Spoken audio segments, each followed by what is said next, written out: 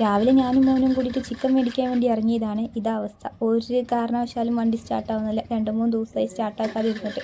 അതുകൊണ്ട് സ്റ്റാർട്ടാവുന്നില്ല. ബാറ്ററി പോയതാണോ എന്നൊരു സംശയം. പിന്നെ ഉറങ്ങി കിടക്കുന്ന ശ്രീയേട്ടനെ പോയി വിളിച്ച്, പാവം ഇന്നലെ രാത്രി താമസിച്ചാണ് വന്നത്. ഉറക്കമില്ലായിരുന്നു. എണീറ്റ് വന്ന് കിക്കറടിച്ച് ചവിട്ടി സ്റ്റാർട്ടാക്കി തന്ന്. പിന്നെ എന്നോട് പറഞ്ഞു ഞാൻ കൂടെ വരാം, നീ വഴിയിലെങ്ങാനും വണ്ടി ഓഫായി കിടന്നാൽ നീ എങ്ങനെ കിക്കറടിക്കുമെന്ന് ചോദിച്ചിട്ട് എൻ്റെ കൂടെ അങ്ങ് വന്നു ആളും കൂടെ. അപ്പം നമ്മൾ പോവുകയാണേ. റോഡ് പണി നടക്കുന്നുണ്ട്. അപ്പം വഴിയെല്ലാം റോഡ് പണീൻ്റെ സാധനങ്ങളും എല്ലാം കിടക്കുമായിട്ട്. അങ്ങനെ നമ്മൾ ചിക്കൻ കടയിൽ പോയിട്ട് ചിക്കൻ മേടിച്ചു. അപ്പോൾ ഓർത്ത് ബിരിയാണി വെക്കാമെന്ന് ഓർത്ത്. ഇന്ന് നമ്മളെ വൈറലായിട്ടുള്ള അതിൻ്റെ ഇടയ്ക്ക് നമ്മുടെ ഈ പയർ, നിങ്ങളുടെ നാട്ടിൽ ഈ പയറിന് എന്താ പറയുന്നത്? എൻ്റെ നാട്ടിൽ അമരപ്പയർ എന്ന് പറയും. പുല്ലാട്ട് പക്ഷേ ഈ പയർ ഞാൻ കണ്ടിട്ടേ ഇല്ല, ആദ്യമായിട്ടാണ് കാണുന്നത്. അപ്പോൾ കണ്ട വഴിയെ ഞാൻ വാങ്ങിച്ചു കേട്ടോ. പക്ഷേ ഇവിടെ പുല്ലാട്ട് ഇതിന് എന്താ പേര് പറയുന്നതെന്ന് എനിക്ക് അറിഞ്ഞുകൂടാ. എൻ്റെ നാട്ടിൽ ഞങ്ങൾ ഇതിന് അമരപ്പയർ എന്ന് പറയും. എന്തെങ്കിലും ഉണ്ടെന്ന് കമൻറ്റ് ചെയ്യണേ.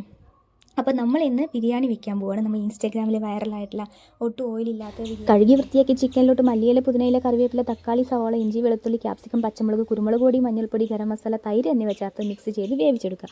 പിന്നെ റൈസിലോട്ട് ഞാനിവിടെ ബസ്മതി റൈസാണ് എടുത്തത്. എൻ്റെ കയ്യിൽ കൈമ റൈസ് ഇല്ലായിരുന്നു. കൈമ റൈസ് ആണെങ്കിൽ കുറച്ചുകൂടെ ടേസ്റ്റ് കാണും. നമ്മുടെ റൈസിലോട്ട് എല്ലാ സ്പൈസസും ഇട്ട് നമ്മുടെ ക്യാരറ്റ്, ബീൻസ്, ഇഞ്ചി, വെളുത്തുള്ളി, ഉപ്പ് ചേർത്ത് വേവിച്ചെടുക്കുക. പകുതി വേകാവുന്ന റൈസിലോട്ട് നമ്മൾ വറ്റിയിരിക്കുന്ന ചിക്കൻ കറിയുടെ മുകളിൽ നമ്മുടെ റൈസ് വെച്ചിട്ട് അതിന് മുകളിൽ നെയ്യ് കൂടെ തൂവി, വേണമെങ്കിൽ ഇച്ചിരിയും കൂടെ മല്ലിയിലയും കൂടെ തൂവിയിട്ട് 20 മിനിറ്റ് നേരം ദം ചെയ്യാൻ വെക്കുക.